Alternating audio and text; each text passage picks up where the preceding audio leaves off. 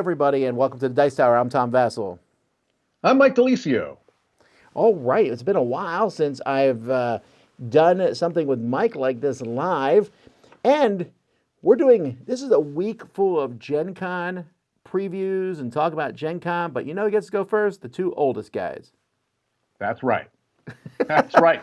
Wisdom, baby. Wisdom. You want to start with wisdom. Well, Then get into youthful exuberance. A youthful exuberance. Well, either way, folks, I'm Gen Con is interesting for me because it's one of the most exciting events of the year. We have our own events, Dice Towers, and they're very fun.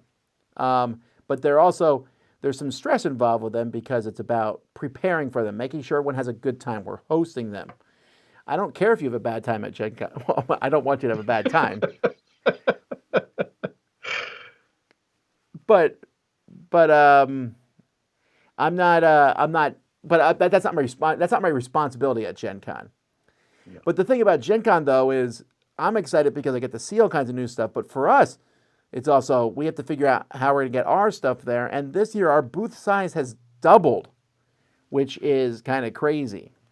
So, yeah, that's what I was going to mention, is that it's going to be a whole new world for us. We're going to have a much larger booth. And so there's been, I'm sure, I've only been privy to some of the discussions, but I'm sure there's been a lot of planning for how we're going to utilize that space and try to make it, something that is a destination. You want to come to the Dice Tower booth because it is a destination, the place to be. I see we've already gotten a new big sign. I saw that. That was exciting. Yeah, we did. Well, it's funny because the sign is a 6-foot cube.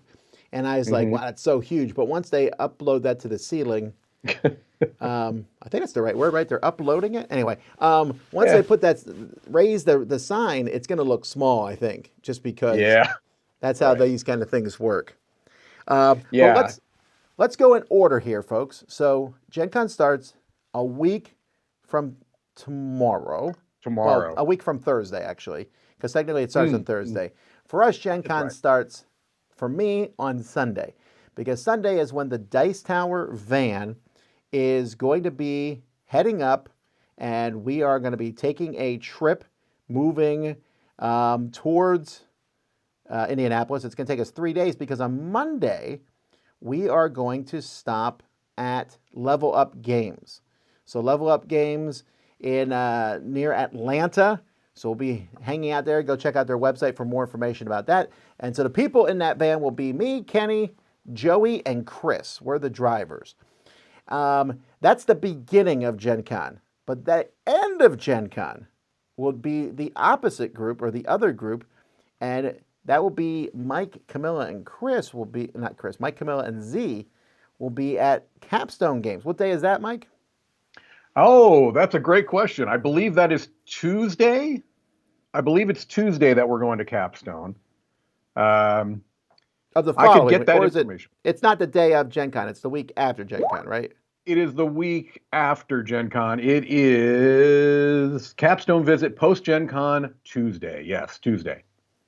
Well, there you have it. So they'll be up there, and you'll have a chance to see us at one of those two different locations. So we hope you all check it out. Now, Mike mentioned our booth. Well, I mentioned our booth. Here is the exhibit hall map. And as you look at this exhibit hall map, you can see on here, we're in booth 331. So if you look near the left of the map, you'll see Brotherwise Games. We're directly below them. Next to Brotherwise Games, near Floodgate Games, close to the Op, who is one of our sponsors. In fact, I'll be at the Op booth on Sunday, so you come by and play some games with us. We're also going to have, there's so much stuff. You want to come by our booth for a few reasons. One, to say hi to us. We're going to be at the booth through various times. We're going to have a schedule where you'll be able to see when people will be there. We're also going to have a photo booth at our booth, so you can come by and take a picture with us, but it's safe for posterity.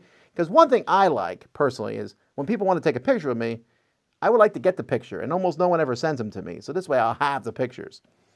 And then also what else at the booth? Oh, we have our promos and stuff that you can come get those.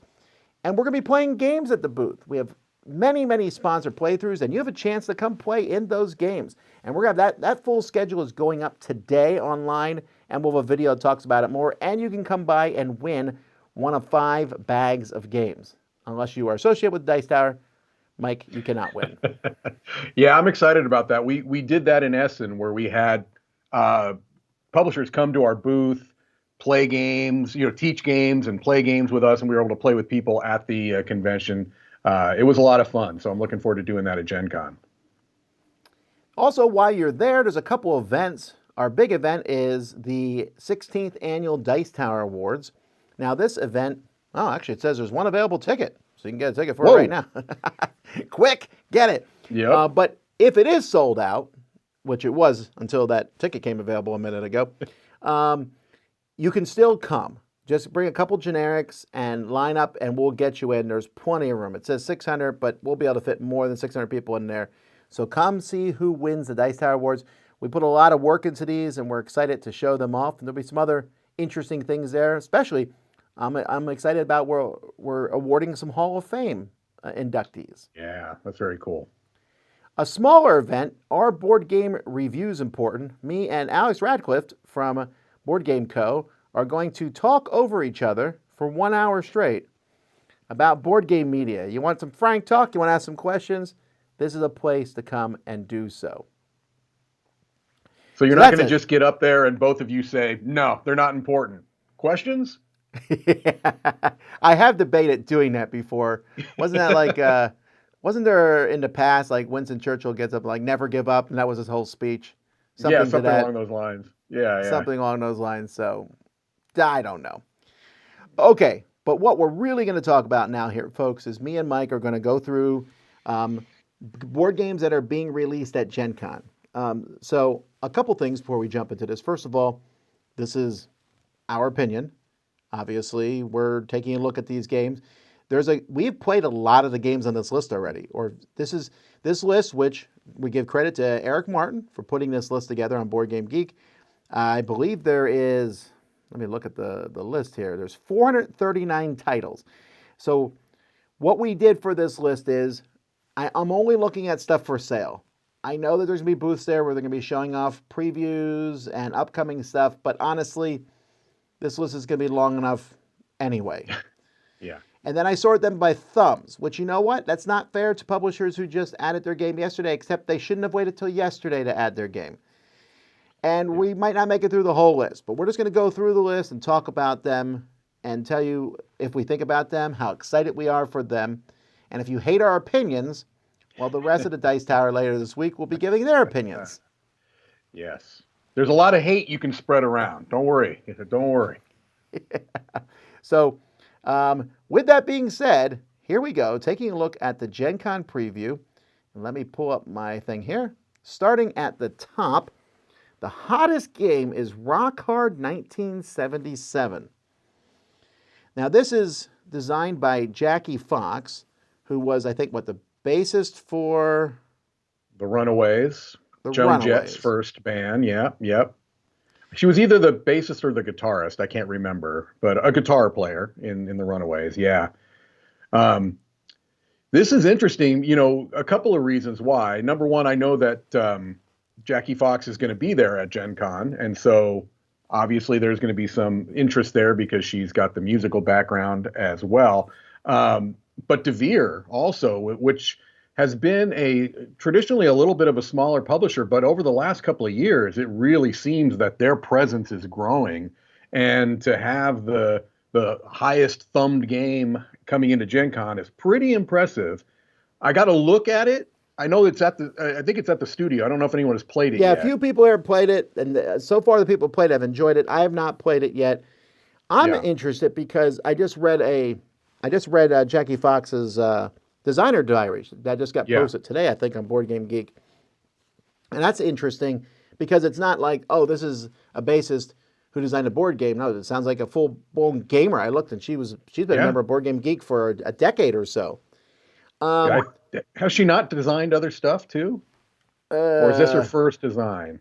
I could be wrong. This could be your first design. This is her first design. Okay. It's a great cover.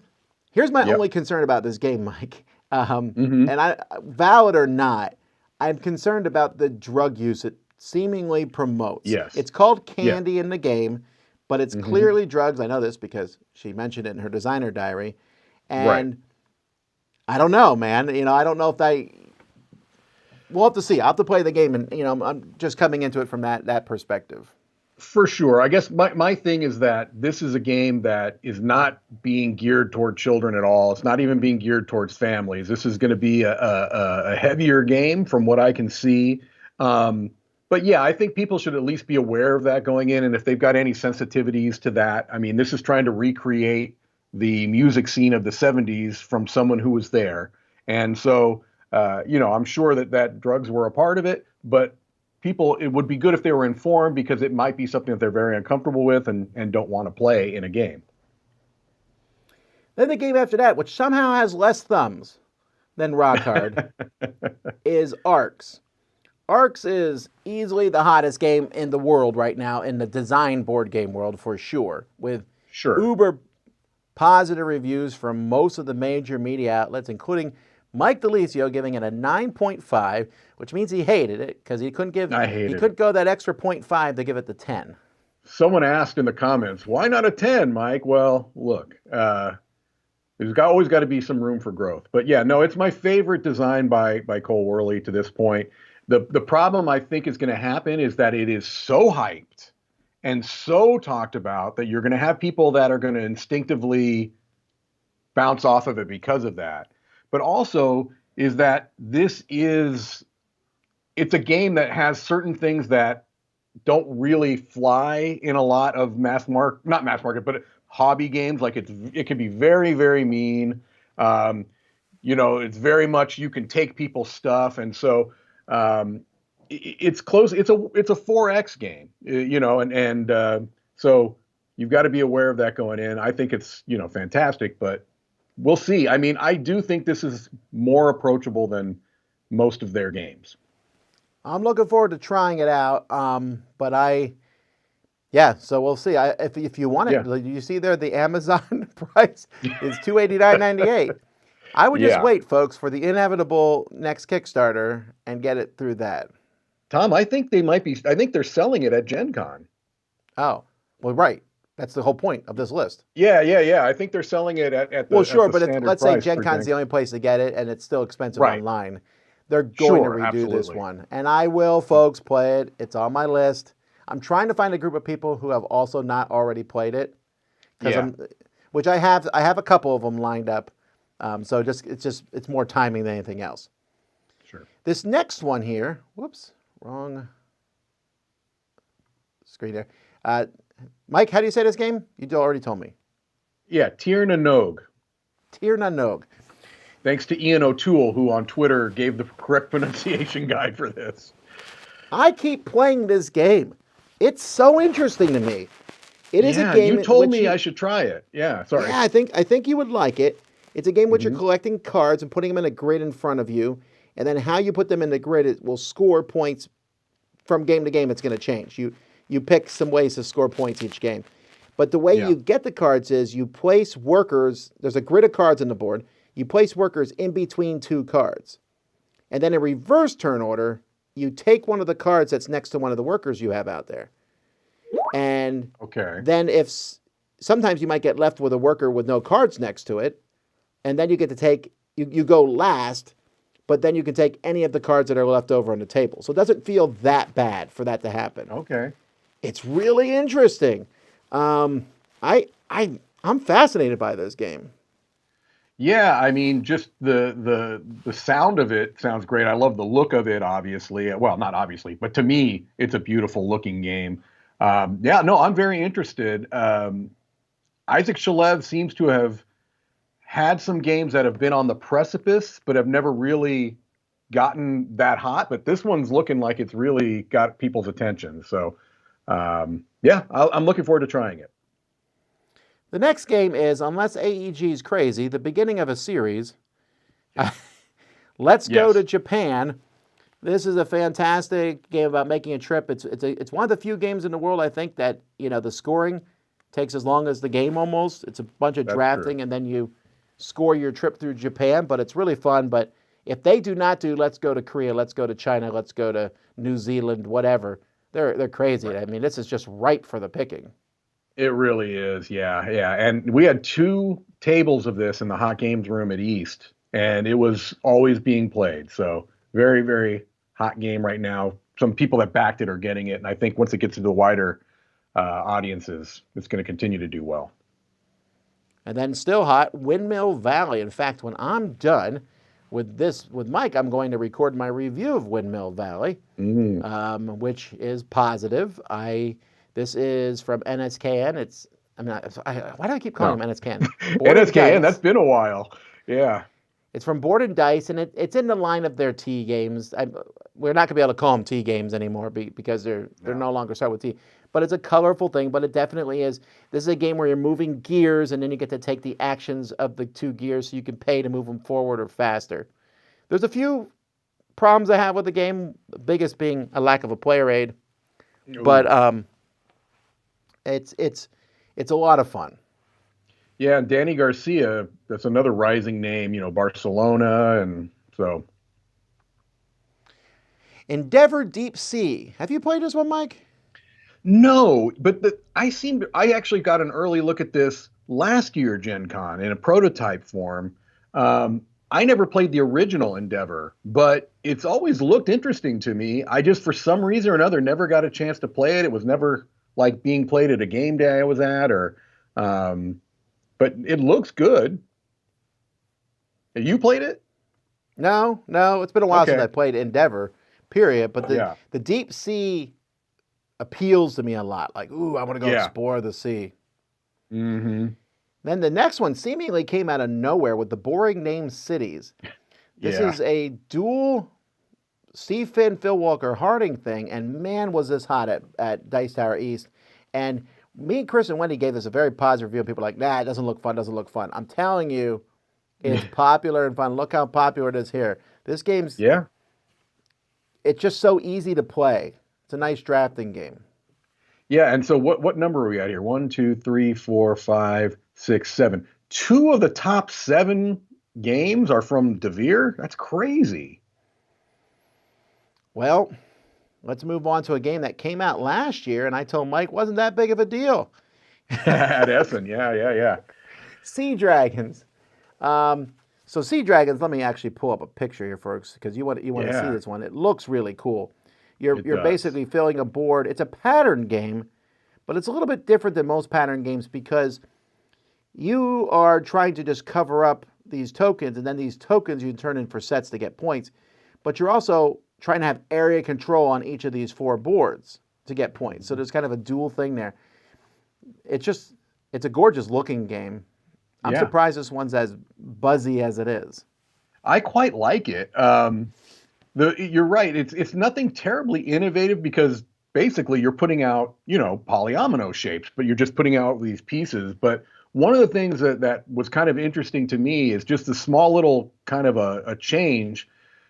You got those 4 quadrants you're talking about, and the area majority is not the number of individual pieces that are in there, which I think would be the normal way to handle it. It's the number of dragons in there. And that little change, I think, adds a little bit of intrigue to the game. So I like it.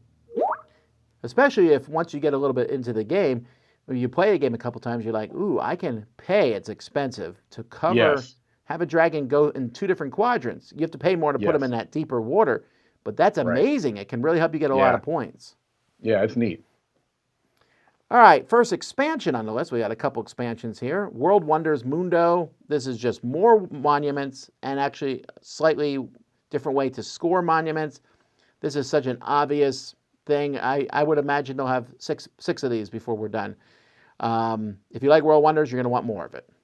And there's a very cool Dice Tower promo for World Wonders too. So, but not out yet. So not that's yet. Coming to backers in our Kickstarter, which we are getting together. And when the backers get it, then we'll have it for everybody else.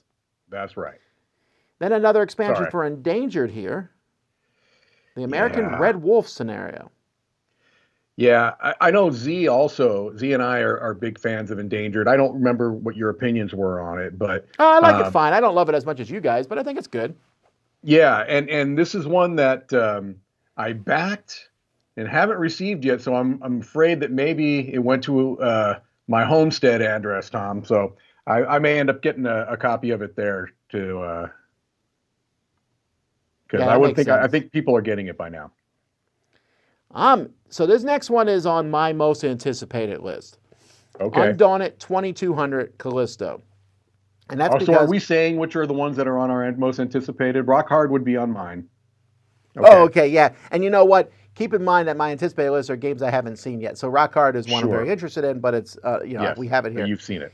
Okay. Undaunted is very high on mine because I love the Undaunted system and it's in Yeah. the future. I'm so pumped about that. Yes.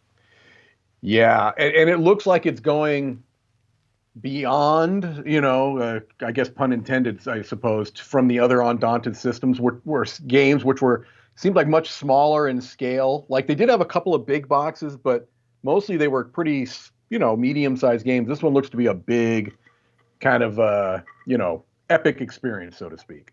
Yeah, it does. Then we have another Endangered. This is a small little expansion, I think, with just penguins. It's like it's one of those escape room games. It's not for Endangered.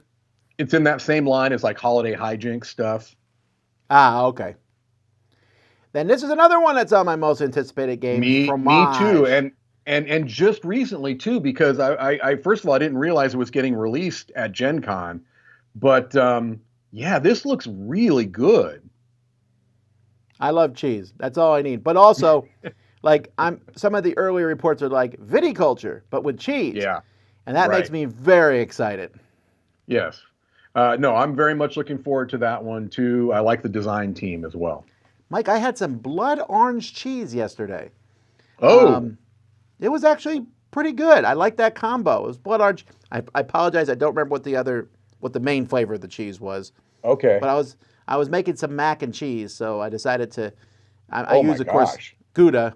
Gouda's the main cheese, obviously. Come on now. Sure. But yeah, I added in a little bit of this because I wanted to give it a bit of a pop.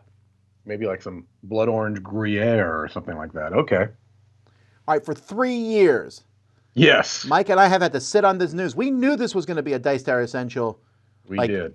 Ages ago. And then people are like, I'm going to fly to Brazil in a private jet and buy a copy. And we're like, no, wait. Yeah. So this is actually, oh, go ahead. I was just going to say, this is one where I'm just saying go and get it. You know what I mean? Unless the theme is completely unappealing to you, just go and get this game. It's a great drafting game. If you like Marvel Comics, it's an absolute no-brainer. It looks like the MSRP here is $25. The reason why it took so long is that these are original Marvel covers. Like these are, to get the licensing for this was a huge endeavor. And so, yeah, I love this game. I absolutely love it. It's in my top 100. And because of the licensing and everything, it's actually not sold at the Arcane Wonders booth, even though it's a Dice Tower Essential. The licensing had to be gotten through Spin Master, who has the Marvel license. So this is Spin Master's big release. So yes, I'm sure they'll have a lot of copies. Very well. Looking forward to it. Yep. All right, Witchcraft. This one is a solo game, right? It's a solo game, and I'm kind of surprised it's on this list because, well, I guess it hasn't been out. I guess it was released. This is 2023. It was released at Essen last year, and so I thought it was readily available here, but I could be mistaken. I've played it. It's been reviewed on the channel. It's really good. All right, this next one's interesting. This is Undergrove from AEG. This is a mushroom growing game from Elizabeth Hargrave. Mm-hmm. We played this one live on the Dice Tower. Was it at one of our spectaculars, maybe? Did you play it, Mike? I did not play it. But I think it was at Summer Spectacular. Maybe I wasn't in that game. It wasn't this summer because we just did that. Well, I don't know when we played it. But okay. I found it to be okay. I wasn't that charmed by it. I like the idea of the mushrooms helping the growth of the forest in general, right? And the theme is great. The mushrooms are neat. And again, I played a pre-production copy. So maybe I just found that a lot of the special abilities felt samey, and it didn't feel like I was doing anything particularly interesting. Okay. But maybe I'm wrong. You know, I'll wait till the final one comes out and play it. Sure. It's a big year for Dice Tower Essentials. Foundations of Metropolis, another one. This is the normal size version of Foundations of Rome. So if you wanted to get Foundations of Rome, but you think it's too big, which is a very legitimate complaint. Sure. Foundations of Metropolis is there, and it's really good production, folks. It still has inset trays that close. It's the same great gameplay, and it works really well for a very good price here. You can see it's $50. $50. Yeah. No, it's. I think this is going to be very popular as well. Then we have Rebel Princess Deluxe Edition. This is from Bezier. Now, this is one I don't know a lot about. Yeah, I've played it. Z's played it. We got it at Essen last year. This small Spanish publisher, Zombie Paella, was putting it out there. They had a small booth, and now Bezier has picked it up. They've been picking up quite a few overseas card games, and this is one of them. It's basically a riff on Hearts, the traditional trick-taking game. It's basically Hearts with special powers. I mean, that really is what it is. And so it's fun. This deluxe edition is just adding in more powers, if I understand correctly. Okay. Slay the Spire, very popular game at Dice Tower East. This was a Kickstarter thing. I expect if this is sold there, even though I can see the MSRP for the deluxe version is $170, I'm telling you it's going to sell out.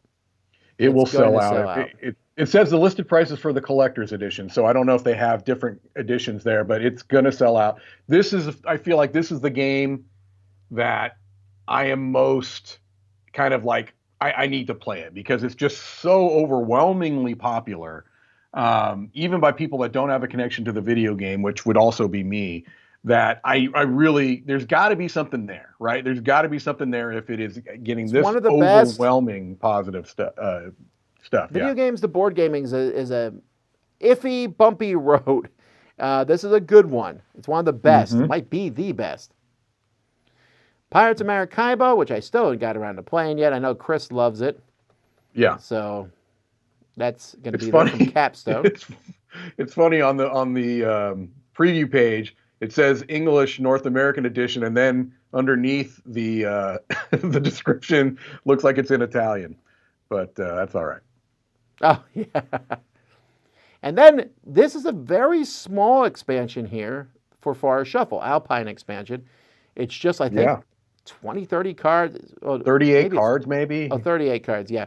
So Camilla's review of that is going up today. Yes. She's the only person reviewing it because we don't need a full big review of a bunch of people talking about it. My review is, yay, more cards, great, add them in. Done. That's what it is, but that's good. Right. Holiday Hijinks. So this is a little series from Grand Gamers Guild. They're like little escape rooms, and they're all based on a holiday normally, or some sort of event. I think there might be a birthday one or whatever. This one's based on a marriage, right? They're holidays or something. So just a little, we're talking tiny little deck of cards. Right. And if you're surprised that some of these are this high, I think that there's a lot of people that like get on social media campaigns, to kind of push these titles to the top. So yeah, sure. La Familia Hort. This is one I don't know a lot about. People are trying to take over. This looks like it's based on an IP, but it doesn't seem like it is. It just seems like it's Grand Gamers Guild. So Grand Gamer Guild did something to get their games at the top here, but. Yeah. It's interesting. It kind of has that, it certainly has a Tim Burton feel, like The Nightmare Before Christmas. It definitely has that kind of, I think they're trying to kind of emulate that. And so I think that's going to get a lot of people's attention, the look of it. It says market ownership. Like if it's like a little economic game, I might be interested in that. I'll certainly take a look at it. If it says 2020, so this must be one that's being brought over. Okay.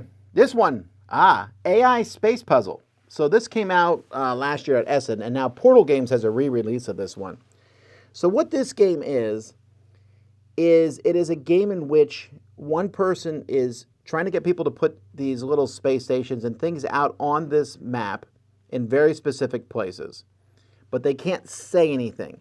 Instead, they have a bunch of tokens, and they are going to arrange those tokens in front of themselves in some sort of pattern that gives the rest of the players a clue. Yeah, it reminds me a lot of Concept. Remember Concept, the game in which you get absolutely. clues? Yeah. So it might even be like, hey, this one was on top of this one. That means they're near each other in the map, maybe. Whatever. You have to figure it out. And it's definitely a game you'll get better at with repeated plays. Because I played it with Jason, and I put this greater than symbol pointing from one to the other, and he's like, you're saying this one's greater than that one? I'm like, no, it's an arrow.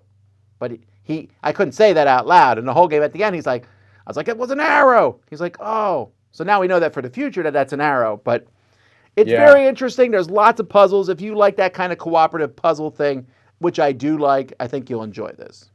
Yeah, it's funny. I'm probably slow on the uptake to realize, but I'm seeing a huge increase of like these limited communication cooperative games, probably started from the Crew. That was a trick taker, but you're seeing it across the board. There's a lot more of these types of puzzly deduction cooperative games lately. Yeah. River Valley Glassworks. This is from All Play. It's a very simple game in which you are basically collecting glass from a river and then putting them in front of you to score. Very simple, beautiful little glass pieces. I think this one's going to do very well. I still need to play this one. I'm very interested in it. This next one I can't talk about too much here because... Because this is on my and high on my list too. I'll tell you when we're done here, Mike. Okay.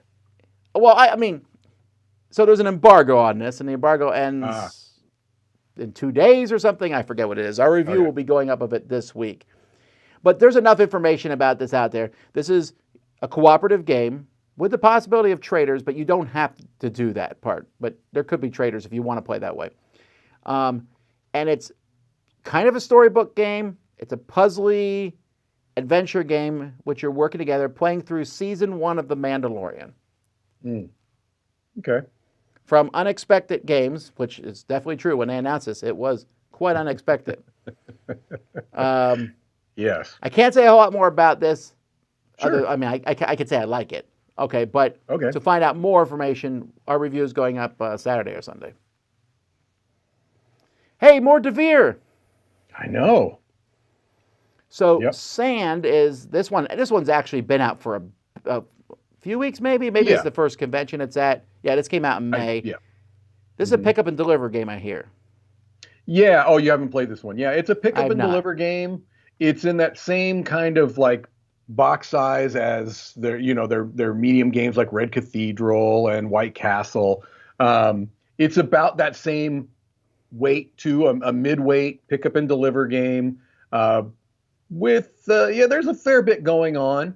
I think that this one may not be as universally popular as White Castle was, just because I think the pick up and deliver is not for everybody. But I enjoyed it. It's already been reviewed on the channel.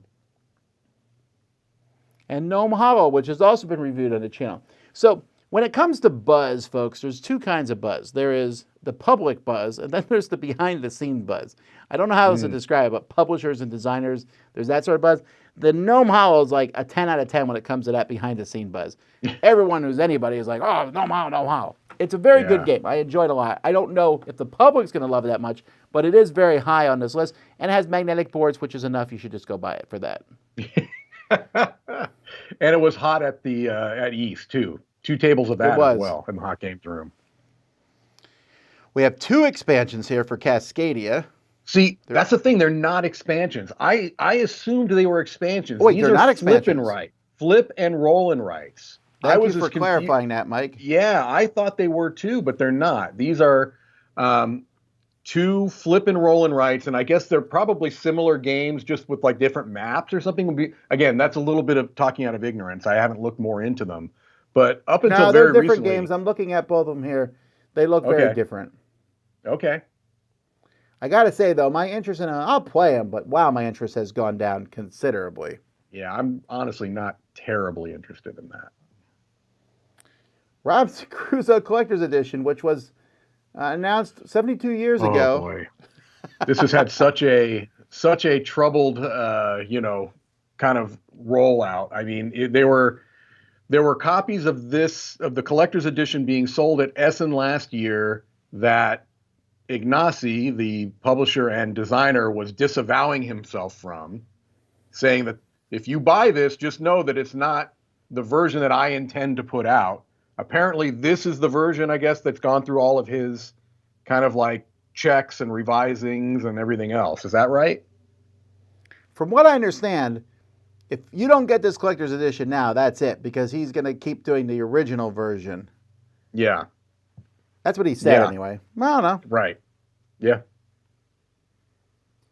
This one I'm interested in, Yokohama Synapses Games Edition. So I love Yokohama. I think it's a great worker movement game where you move your worker from place to place, and there's lots of things you can do. I'm showing you a picture here of the old game. I don't know what the new game looks like. Synapses Games has done, what else have they done? Rallyman, Encyclopedia, Caesar's Empire, Coatl. Well, Encyclopedia and Caesar's Empire were things they took over from Holy Grail. Remember, they went out of business. Oh, so they're getting these from Holy Grail. Okay. I think that's correct. Yeah. Okay. Well, there you go. Gaia Project, an expansion.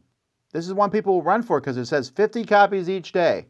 Yeah, this is going to be. I think this is going to be the capstone is going to be slammed at the beginning of every morning. I think you'll have people that are, you're not allowed to run in Gen Con, folks, but there'll be a lot of power walking going on to the capstone booth every morning. 50 copies is nothing, right? Mike, we need to have something that we have only 50 of. Okay. Mike will sign the first 50 arms. There you go. I'll sign the first 50 arms. That means I have to be at the booth at the beginning every day, Tom. There's a flaw in your logic. At some random hour in the day. All right. Yeah, but Middle right. We need to Ages. get some of that buzz. Middle Ages. This is Barony, right? No, this is Majesty for the Realm. That's right. And they said, hey, you know what? Majesty for the Realm's too good of a name. Let's call it Middle Ages. Now, joking aside, I think the game looks really good. These little pieces they have, it looks fantastic. And Majesty for the Realm was a great game. I enjoyed it. It's just a kind of little drafting game. You're collecting different sets of things, but I liked it a lot. So this Middle Ages is good. I just can't believe they called it Middle Ages. They think nothing else, just Middle Ages. Studio H does some good production, so I'm not surprised it looks good. All right, Neuro Riders. This one surprises me that it's getting this many thumbs. I mean, you reviewed it already, right? Mm-mm. Or has it been on one of your... played it live. I've dragged my feet on reviewing it because I don't particularly like it. So Okay. It's going into a mine and recovering memories. I didn't really enjoy it. Okay. There's an expansion for Barcelona. Yeah, that's going to do very well. This Pampero game. So this one's interesting to me because it didn't get checked down at Dice R East as much as I thought it would. It was really hot at the beginning. This is from Ape Games, and this game looks like, if you did not know Ape Games published it and that Julian Pombo designed it, you would think it was Vitellicera to Eagle Griffin because it looks like one of their games. I think it's almost, you got to think it was inspired by that line, right? Because I think the design is I want to say that maybe that it was inspired by Lacerda. I don't know exactly, but it sure looks like it. Alrighty. Clank Catacombs, so excited. Expansion, finally. Love Clank Catacombs. Also, there's expansion for Space Base. This is already out. This is the one from their Kickstarter. Great expansion. Voidfall, this is kind of, this has already been out, so this is just going to be there. It has, but gosh, I have so many people telling me, I'll tell you the truth. I was like, no, I think I'm not going to be even interested in this because, Mind Clash games, that perseverance kind of scared me off because I thought that was just too much. Septima was not as heavy and complicated, and I have so many people telling me that this game is fantastic and it's not too tough. So I don't know. I haven't even looked at it yet. I haven't read the rule book. But I tell you what stopped me though, Mike, is opening that box. It's just so overwhelming. It's so much stuff in there. Also, why do you need to play? You got Arcs now. That's very true. Arcs has taken up a lot of my time lately. That's very true.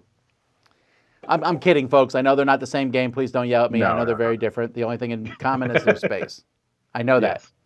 Yes. Another super hot one, Aquatica, another Dice Tower Essential. Coral Reefs, great expansion for a great game. This is good. Really good. Printing Press surprises me a little bit here. It's a weird one, right? Yeah. This came out last year. Maybe it was Essen. Maybe that's why. This is an Essen thing.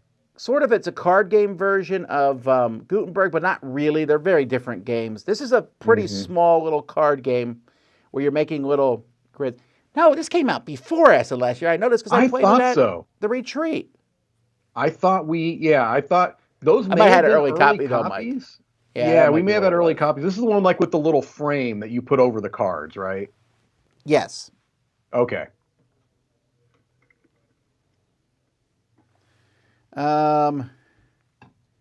Jekyll and Hyde versus Scotland Yard.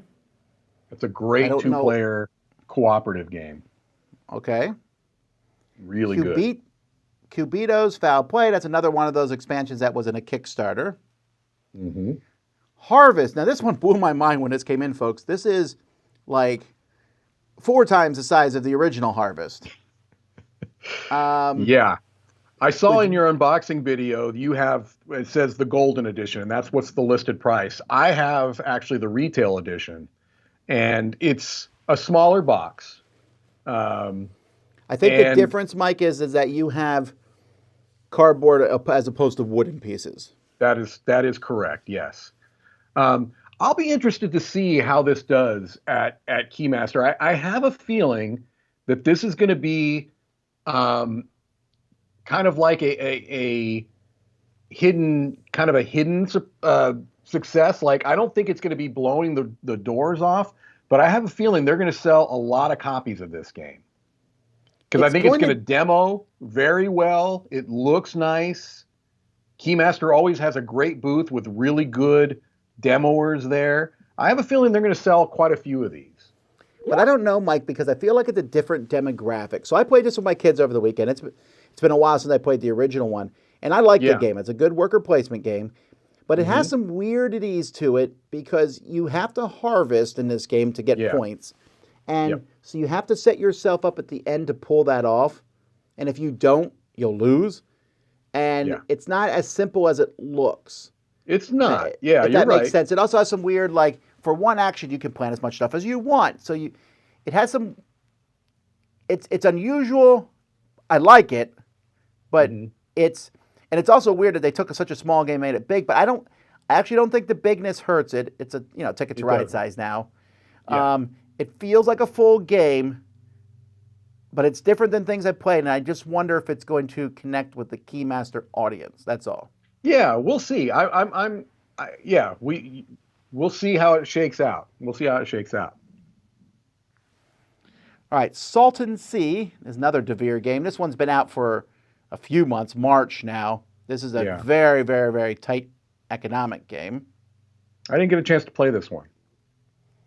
Cafe Barris is a kids' table game from Roberta Taylor. She did the other ones from them, right?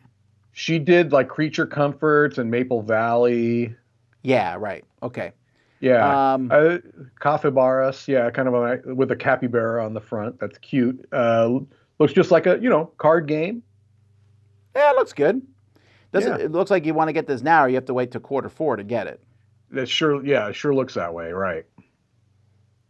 Evenfall, we reviewed this last year, came out at Essen.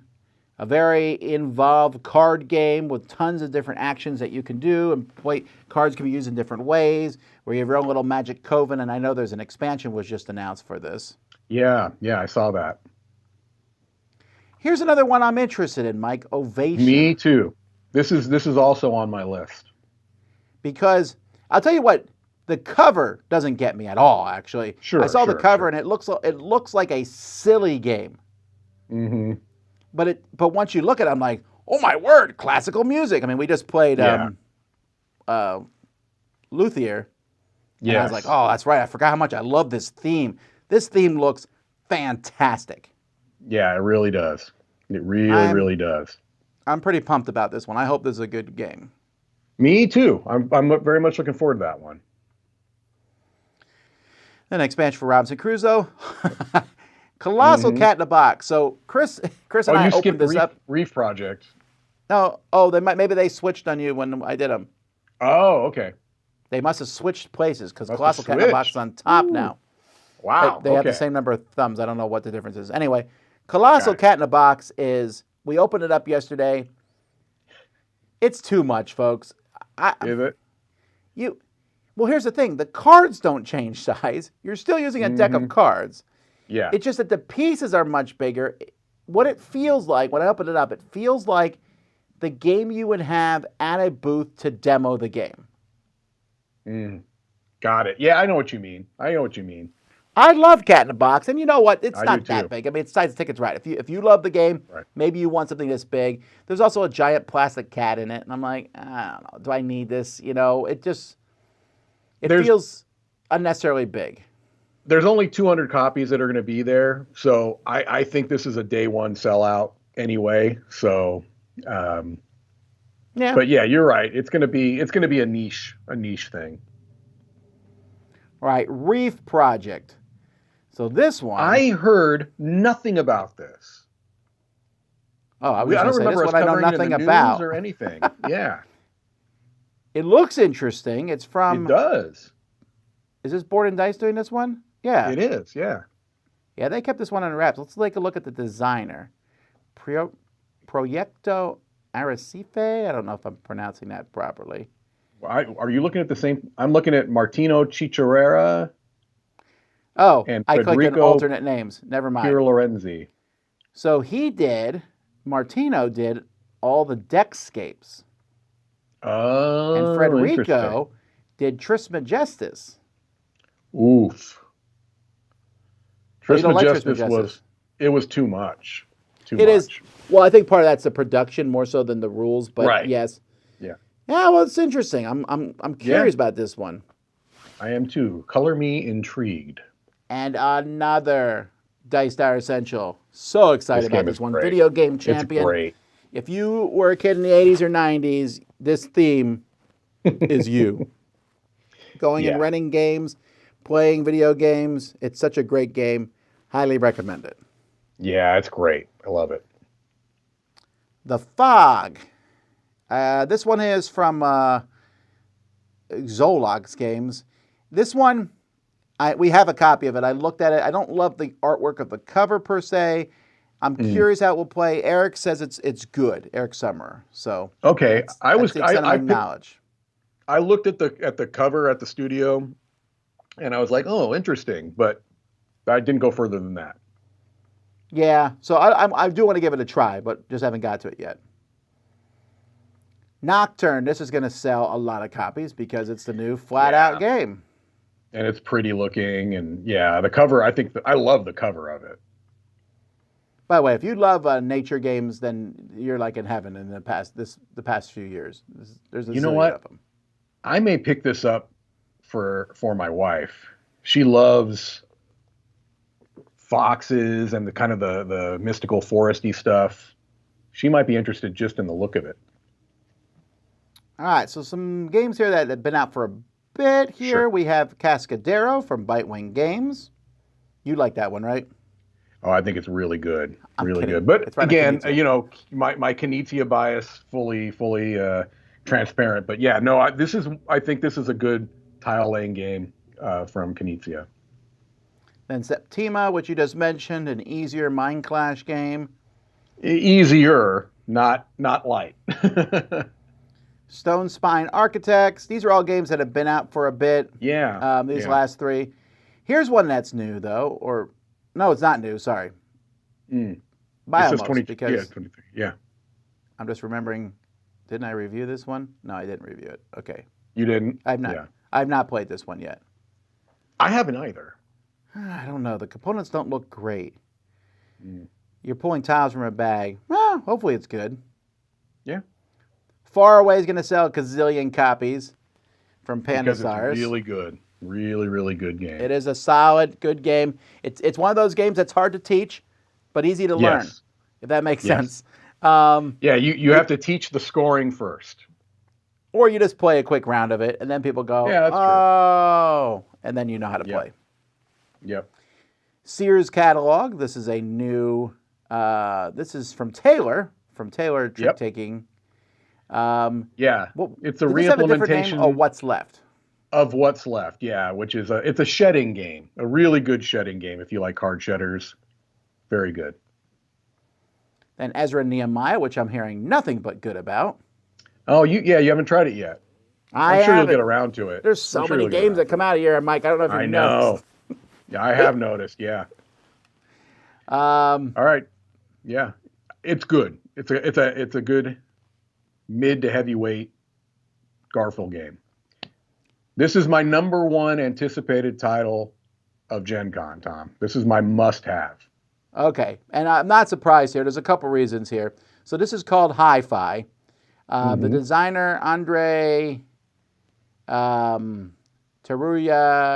I don't know, I'm killing his name here. Eichenberg. I first heard about this game in Brazil. Because you heard about it before me. Okay. Well, Robert told me about it. Yeah, he told me about it at Essen. That's why. Okay. Right. Very similar to, look at this rule book here. That's one of the best covers of a rule book ever made. Cool. Yeah. Even if Hans Gluck is going to come after him. But when we say Robert, we mean Robert Coelho, the designer of Comic Hunters, and he's also involved in publishing in Brazil. Yeah, this one looks good. Now, who is bringing this out in America? Smirk and Dagger, which is crazy to me. That is such a weird thing, but you're right. This really is.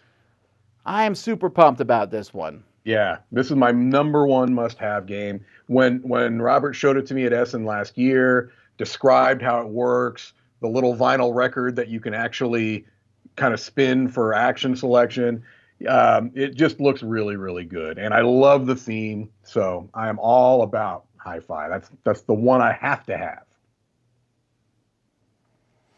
All right, landmarks. I haven't decided where I'm landing on my rating of landmarks yet. Yeah. It's kind of a cross between code names and there's some other games that it's a mix of. Essentially, it's a cooperative game when one person is giving clues to the party by giving one-word clues, and you say, well, this word is like this word, so he must want us to go in this direction, and you put it on the map somewhere. Oh.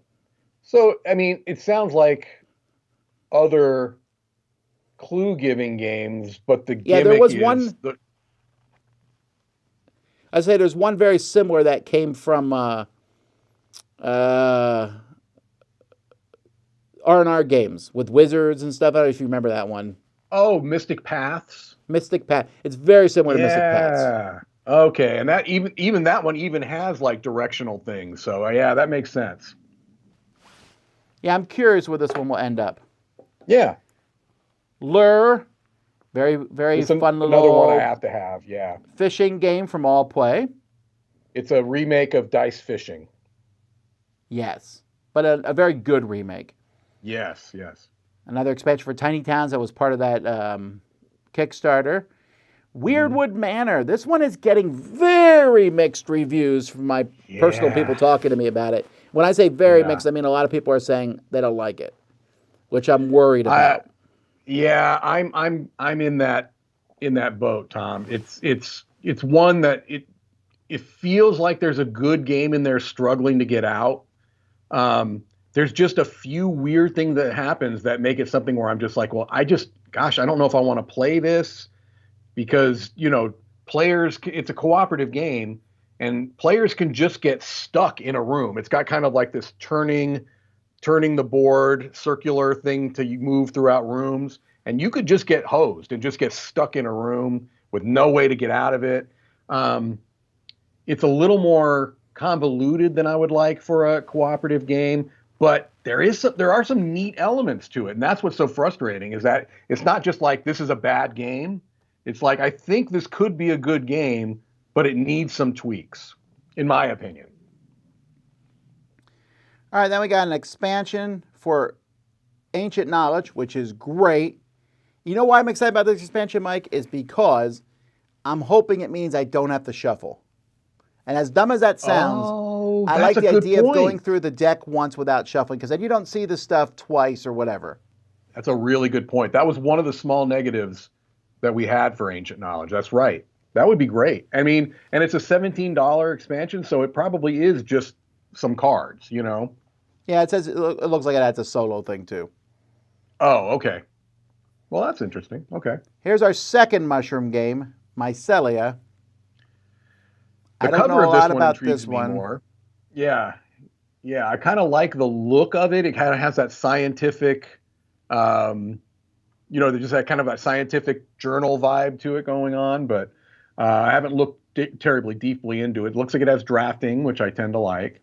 Grid movement, I'm not so sure about that.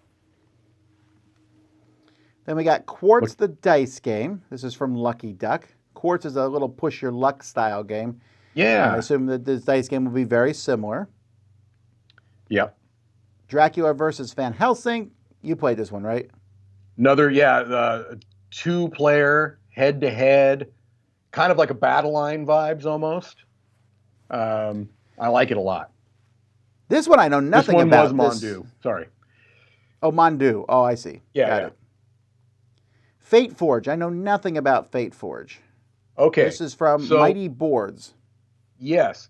I believe that I played on the channel an early version of this game. You may or may not have been in that live play. Okay, this isn't boding well for me.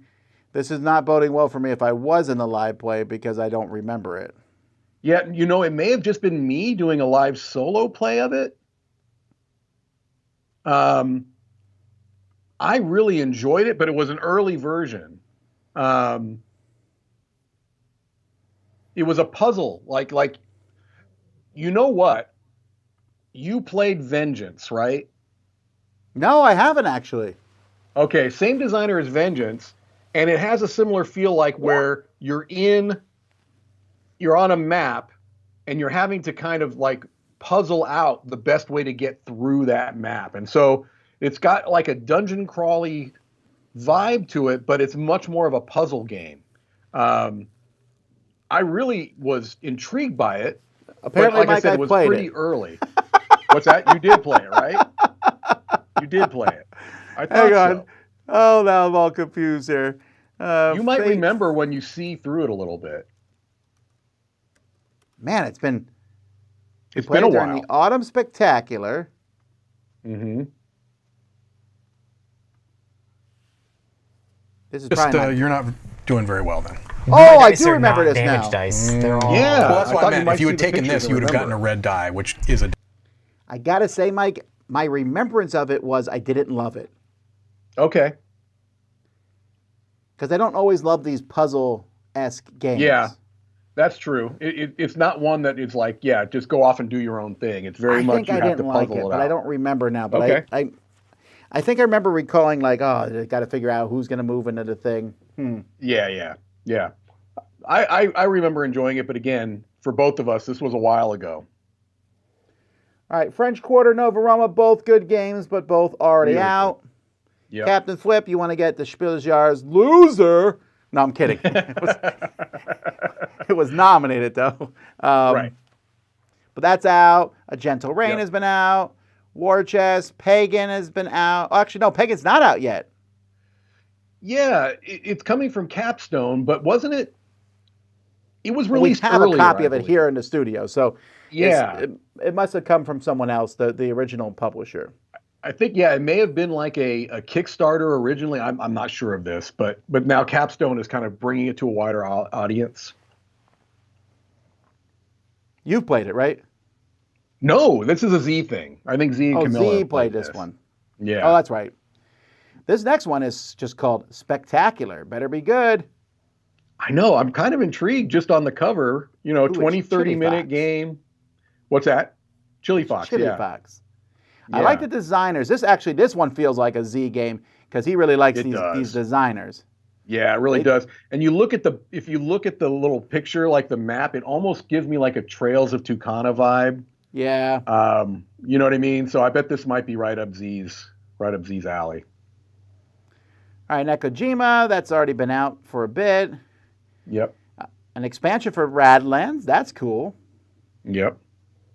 Let us briefly pause for another Dice Tower spectacular. Another essential great little card game, man. This is vegetable such a good little stock. game. But folks, you got to see the cover for this.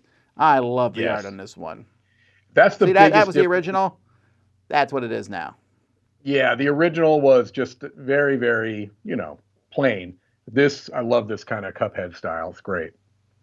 It's a little stock market game, but don't let that scare you off. It's more of a. It almost feels like it's designed by Zongjer. His name is Zonger, I think. Yeah. Zonger. He's done games like Taiwan Night Market, Roundhouse. But if you had never played it, I would have guessed it was designed by Reiner Knizia for sure. It's like very elegant, simple.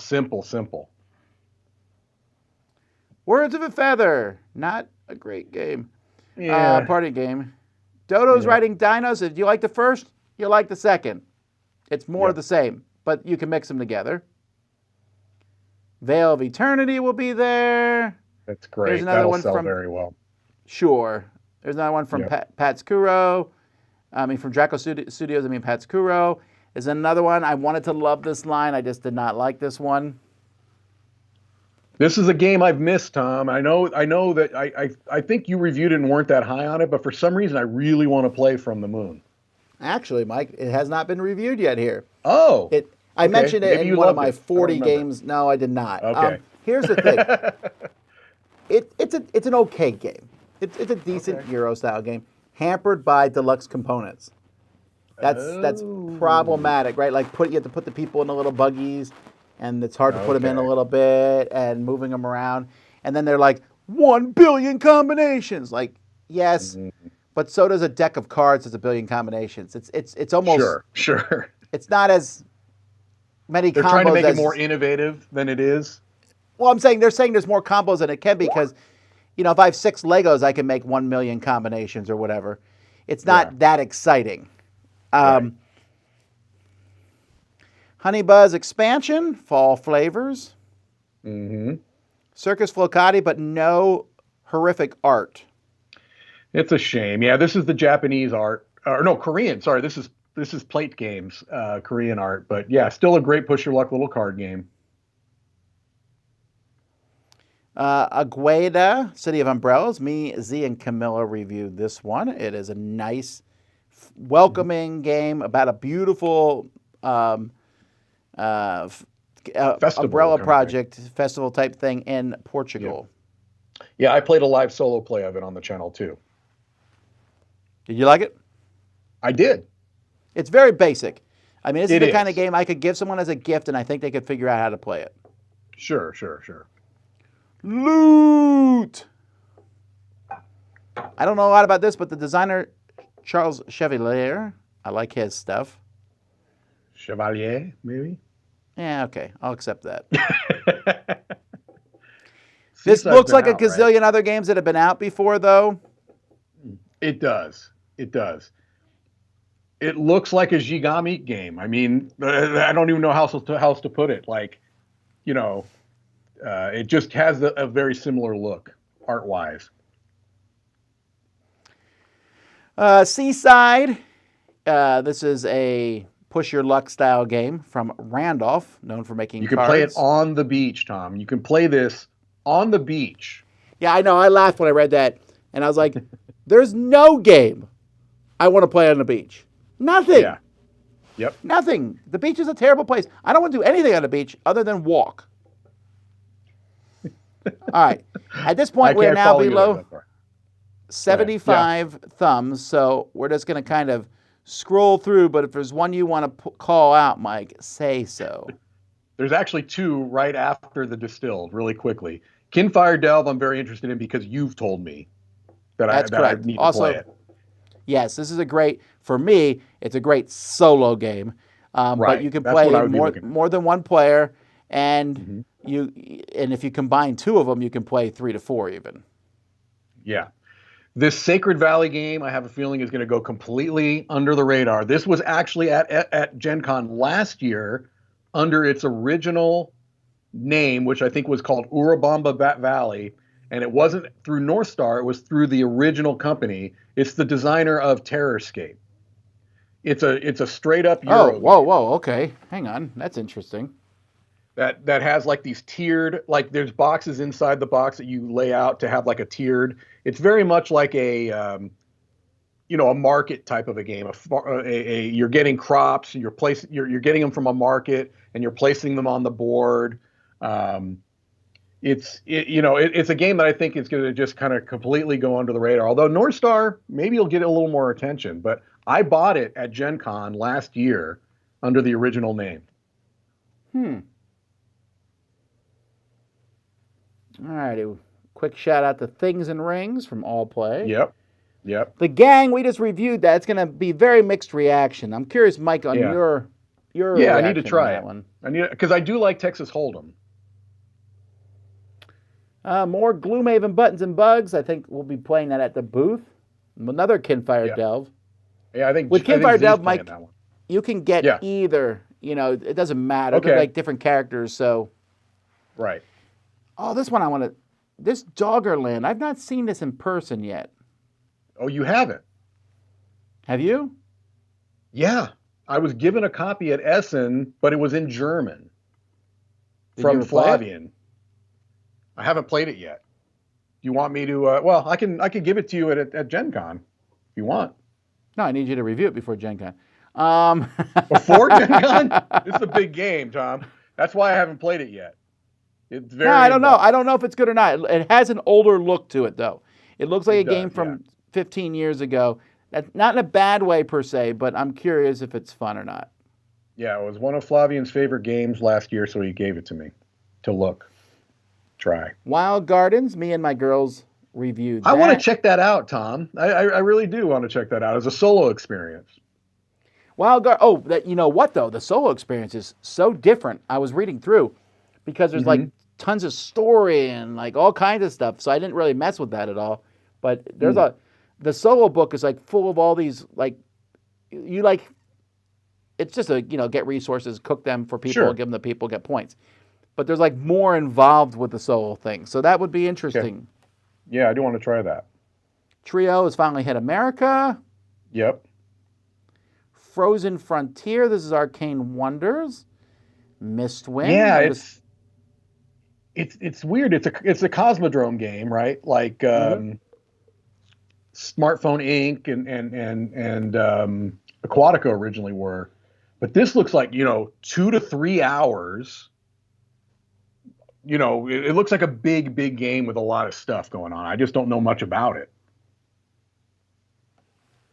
Oh, yeah. Mistwind. This is from First Fish Game. If you like flying whales, I know Eric liked this one. I want to check this one out. Yeah.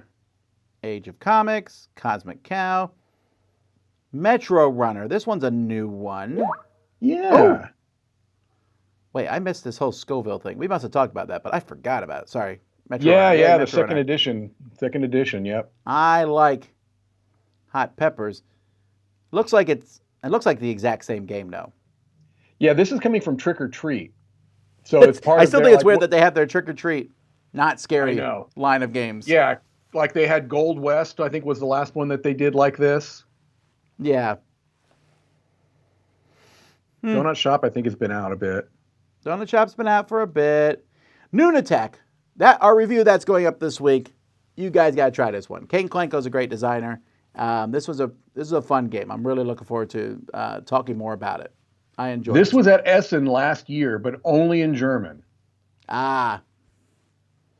Yeah, I think this is this feels like Spiel des Jahres type It looks really cool. I mean, visually on the table, it looks really cool. Terminus is a heavy game from inside up. I mean, it is. Yeah. There's a lot of stuff going on. I had played it's about building subway lines, folks, and to give you an idea, I had played 1/3 of the game and yet not built a single subway line.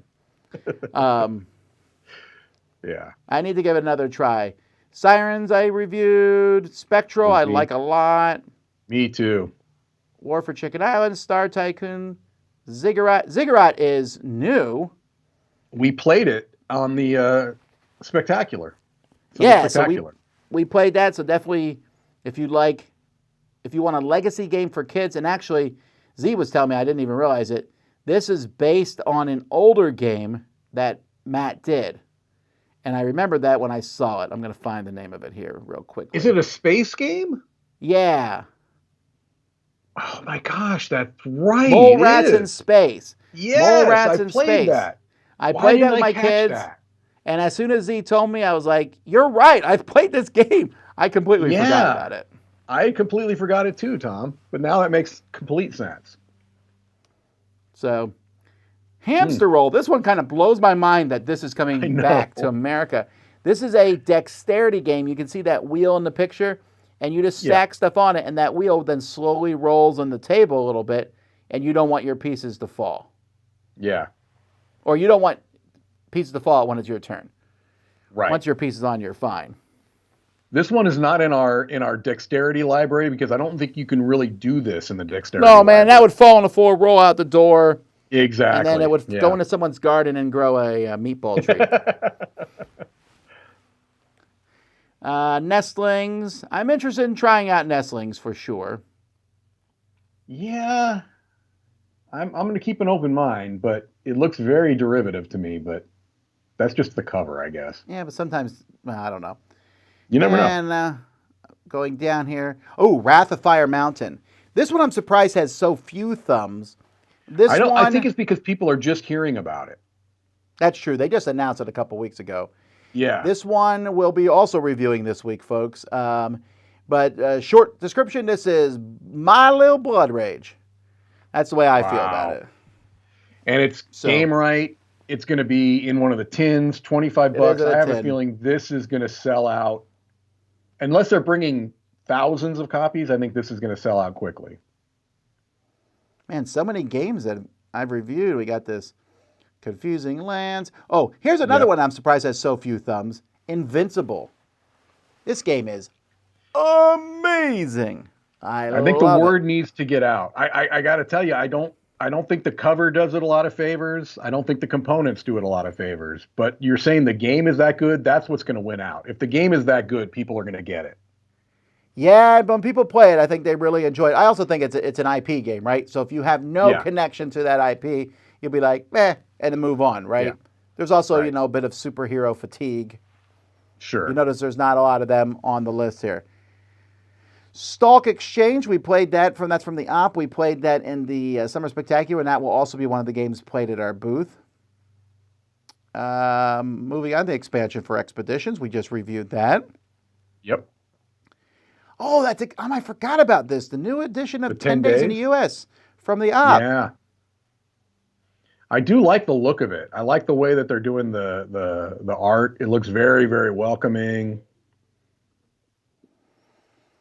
All right, so I'm zooming through a lot of stuff here, and I'm not saying this stuff is bad here, folks. It's just a lot of this stuff we've reviewed on the channel, we've talked about, we're going to talk about.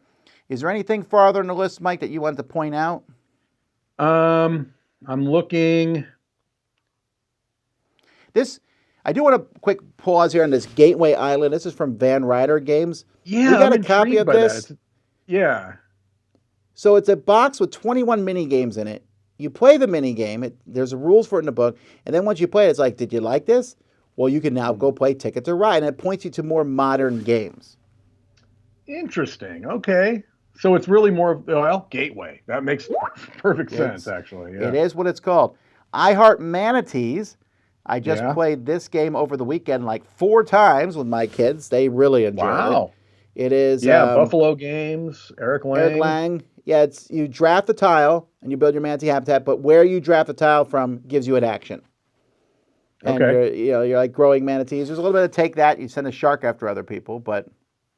Yeah, I saw the first thing it listed was Take That, so I was curious how high it was in that. It's actually not very strong, as you might think. Yep. I'm interested in the sausage sizzle. Oh, wait, did you go?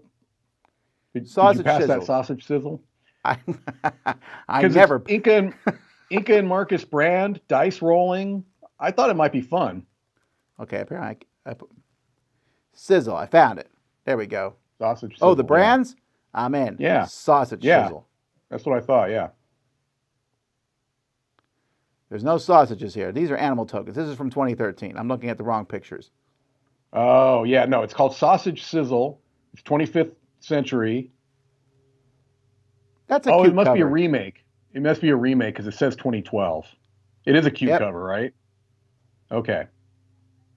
Oh, wait. Never mind. I know this game. This is Arrow. Oh, okay.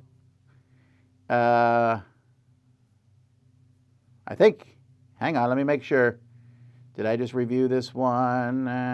Where's the reviews? In-depth reviews. I thought for sure No, this is a little bit different than the game I'm thinking of. Okay. Okay. Well, this Little Alchemist, I hope that's good. Yeah. It seems an odd pairing. It's like Alchemist, I could not think of a game. Well, there's a few, but there's not a lot of games I can think of that would be less suited to children, but. Okay, here's what I'm going to do, Mike. So they have unmatched slings and arrows there, which we've already talked about. Yes. But we need to make a date where we need to have Shakespeare go up against Michelangelo. Oh, They just announced today or yesterday Teenage Mutant Ninja Turtles. Yes. That's going to be a long ways off because that's going to be a Kickstarter and stuff. I just think that's hilarious. The funny combos now, Michelangelo against Bruce Lee can happen. And will happen. Hey, this is the one I want to call out attention to, folks. It's a little tiny game from 25th Century. Jalapeno is a fun little trick-taking game that's very easy to play. Panda Panda from All Play. Oh, I was going to get my copy of Jalapeno. Okay, yeah. Panda Panda is good. No, it's fine. This game I think is funny, this defrag game, because I'm trying to think what percentage of people will be like, what does this mean?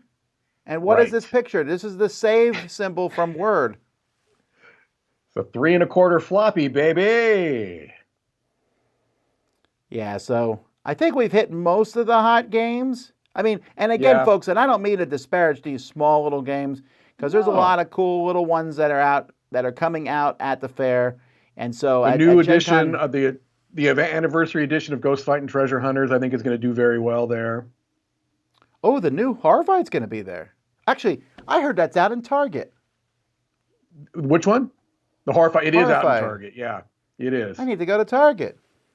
Yeah, Bruce showed me a picture of it yesterday. He didn't pick it up, but this post office game, I like that one. That was fun. Yeah, you reviewed that a while ago. Yeah.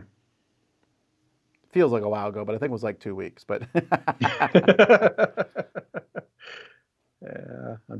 that Lords of Baseball. I wonder if that's going to do anything. I mean, I'm not terribly interested in it. Sports games have a high percentage of doing poorly. All right, folks. Well, before we end this here, you guys got any questions for me and Mike about this? Is specifically about Gen Con or anything. Yes. We're going to be there. Well, Mike is already there. I am. I'm already scouting locations. Mike's favorite part about Gen Con is he's already there.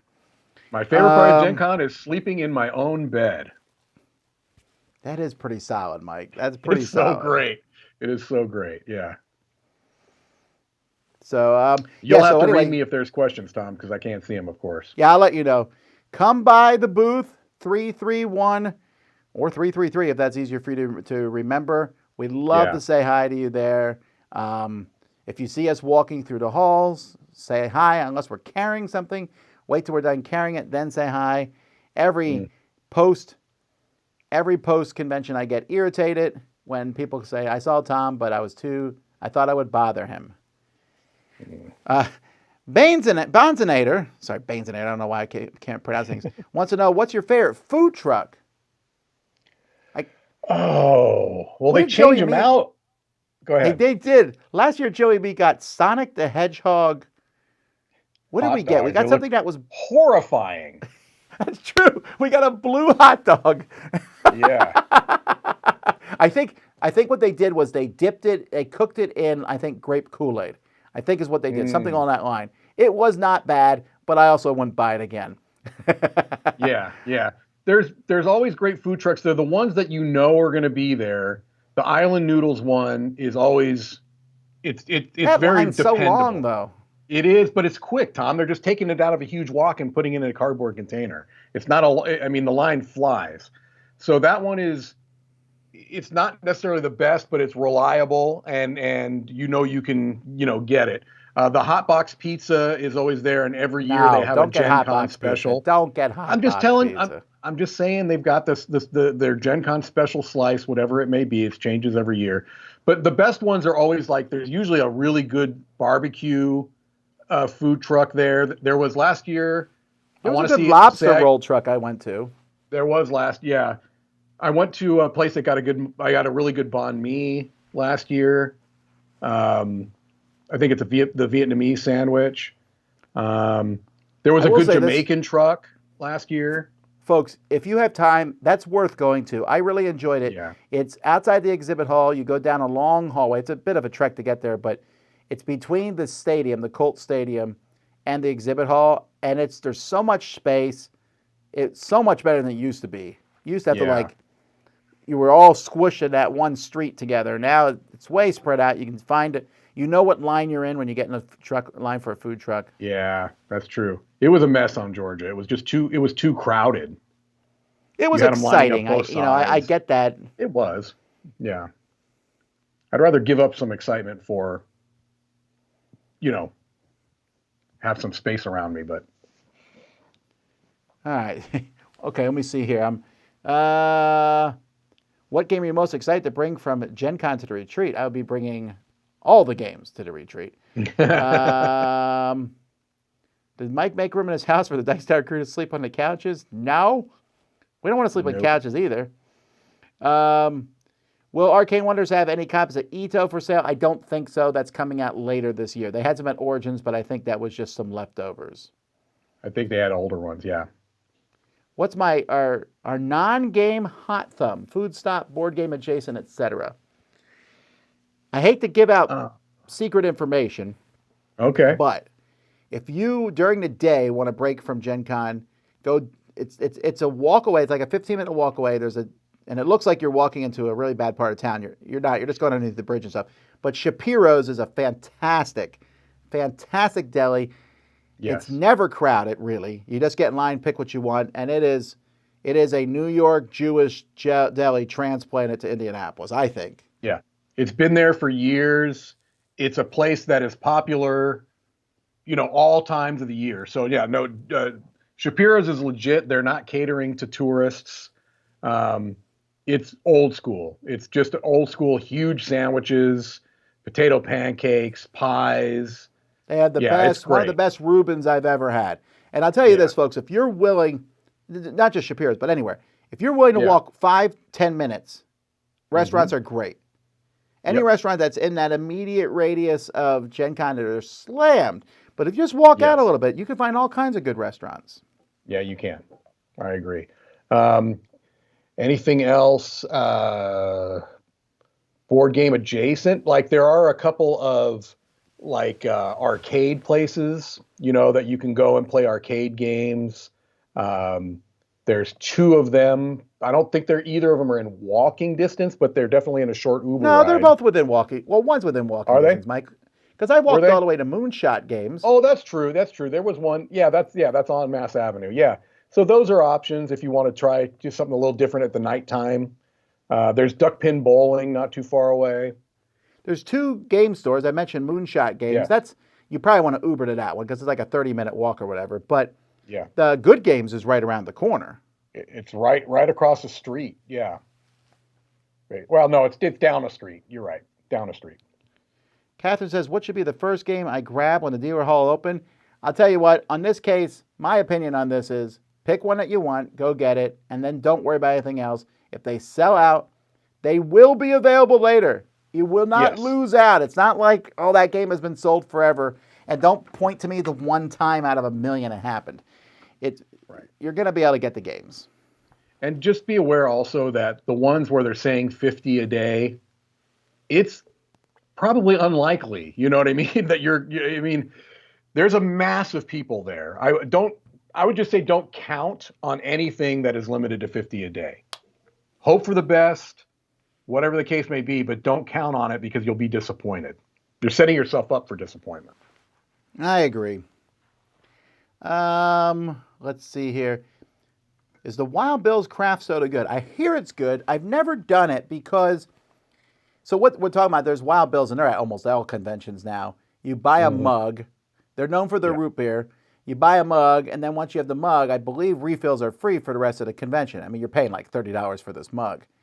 Yeah. I've never done it because I don't want to drink that much soda at a con. No. I think I would enjoy a glass, and then I would be like, I have to get more, or it's my money. It's not worth it. And then I would get mad, and I'd be like, I wasted money because I don't know about y'all, but I don't drink a ton of soda, and if I do, a soda a day feels extravagant to begin with.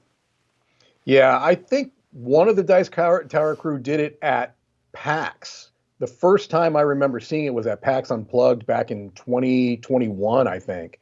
But I'm not a soda drinker either, so I haven't tried it. I mean, I like soda fine. I just had root beer the other day because I was at a birthday party. What designers do you hope to see at Gen Con? Well, we hope to see all the ones who design games for the Dice Tower Awards, because if you win, we like to hand them to you. That would be I'm great. happy to see any designer. You know, we were just talking about some games that got 15 thumbs. If one of those games is yours, I'd love to meet you. I don't care. Yeah. Yeah. It's just great to talk to people who design games. It is. Yeah. Do we feel a record attendance will be broken this year? I don't, because they just closed ticket sales like last weekend. And if I remember correctly, they were sold out. I don't know that it will beat 2019. Wasn't 2019 the 50th anniversary? It was like huge. Or was 2018 one of those 2 years? Yeah, there were definitely times where it was sold out. I'm not sure what the number is. You know, and so yeah, I don't think it'll be. And quite honestly, last year I think felt even more crowded than it was strictly because of Lorcana. And I think without having that issue this year, it may not feel quite but I mean, that really jammed up the whole place. It jammed up everything. It did. So, yeah. But there's always corners and nooks you can go to, folks. The second floor of Gen Con is way less crowded. You can mosey around up there, and then the hotels, there's gaming. You could just kind of wander around. A lot of the publishers don't even really have a booth in the main convention hall. They've got their space outside, like CGE, I think, has their thing they there. got rooms. In fact, that's listed on the. Hang on, I'm gonna pull up the exhibitor hall map here real quickly, and I'm gonna show everybody because I find this interesting. So this is the exhibitor hall map. And if you notice here in the top corner, let me zoom in. It says sponsor locations outside the exhibit hall. This is not a small amount of companies. There's Roleplay, Arcane Wonders, Asmodee, Avalon Hill, Bondi, Brotherwise, Chaosium, CGE. And if it says ICC, that's in the convention center, just one of the rooms there. Yeah. That's the Indiana Convention Center, ICC. Yep. Or Indianapolis Convention Center, sorry. And then if it says event hall, that means they have a booth out in the big area where everyone's playing games. So that's where you'll find Restoration Games out there, Upper Deck, or Wizards of the Coasts. And that's where you want to go if you want to demo games. Don't look to demo much in the vendor hall, because you may get 15, 20-minute demos once in a while. But if you want to demo the game with somebody who's there to teach you the game, go to those other areas, because that's where they've got their tables set up. They've got volunteers or staff members set there to teach you the games. The games are already set up. That's the way to do it if you want a demo. Daniel says, Dice Tower crew true dungeon competition when we win the lottery. It's like $100+ a person. Yeah. So that's like times 10. That's $1,000 for a single thing. Like, woof. Now, Jason, I'm sure, has already put several thousand into it, but that's different. Will the van be in a prime spot again? It will be. Take a picture of the van. Send it to us. Yeah. That's pretty cool. I really love being able to kind of see that as part, because it feels like it's part of the convention, you know? Alte says, buddies and I are going for a dinner at St. Elmo's Steakhouse on the night of our arrival. Worth it? Yes. 1,000%. I just mentioned that Yes. we're too poor to go to True Dungeon, but if you can Yes. afford to go to St. Elmo's, I'm not kidding. For me, it's the best steakhouse I've ever been to in my life. I know that when you get to the top tier, it's hard to like differentiate anyway. It's in my top 10 restaurants I've ever been to. It's amazing. It's fantastic. Yeah, the hype is deserved. Yeah, and also if you want the shrimp cocktail there is amazing. Although you don't have to go there, you can go to their sister restaurant, Harry and Izzy's, which is much easier to get into, especially at lunchtime, and get the shrimp cocktail. That's a good. I was going to say, if you're really just interested in the shrimp cocktail, try Harry and Izzy's. You'll have a much better chance of getting in there. But if you want an amazing steak, you go to St. Elmo's. So, Mike, what's the best game shop in the area? Oh man, in the area, you got to define in the area. But I would say that, like in and around Indianapolis, you really have the two you mentioned, Moonshot and Good Games. If you go out a little further, there's in Greenwood, there's a place called Game Preserve that is very good. That has a couple of locations. Family Time Games, where we're going to be doing a Kickstarter event there. But then again, those are all Uber drives. Those are not hop, skip, and a jumps. Actually, I will say that there are several very good game stores in and around Indianapolis. If you're coming a little early or staying a little late, there are like 5 or 6 very good game stores within an hour of Gen Con.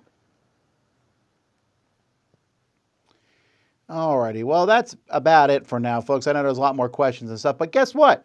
You can ask them to the next people, because on Thursday and Friday, we'll have more Gen Con preview stuff. And they're going to focus on other things that we may not have focused on. All I know is that, sometimes I go in and I'm like, man, there's a couple good games at Gen Con. There are dozens of amazing games coming out. Yeah. Really good stuff coming. And, I'm excited. I'm looking forward to it. It's always an exciting time. This and Essen are the two spectacles. I'm not going to say they're the best, because, not everyone loves these, but if you want spectacle, Gen Con and Essen is really about it. Alrighty, folks. Well, that is that. Don't forget to come by our booth. And we'll have the schedules up with the different games we're playing, with a bag contest. Different videos about that will be coming out this week.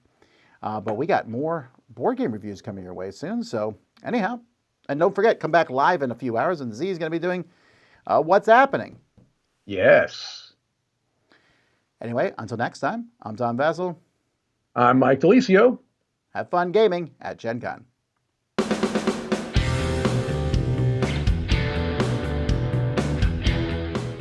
Hey folks, thanks for watching another one of our videos. If you like our videos, if you like our channel, you would love to game with us at one of our conventions. Check out Dice Tower Cruise, Dice Tower East, and Dice Tower West. Fantastic conventions where we play games with wonderful people, a humongous library, and lots of other events and stuff. Also, don't forget to check out our channel, like and subscribe. I'm Tom Vasel.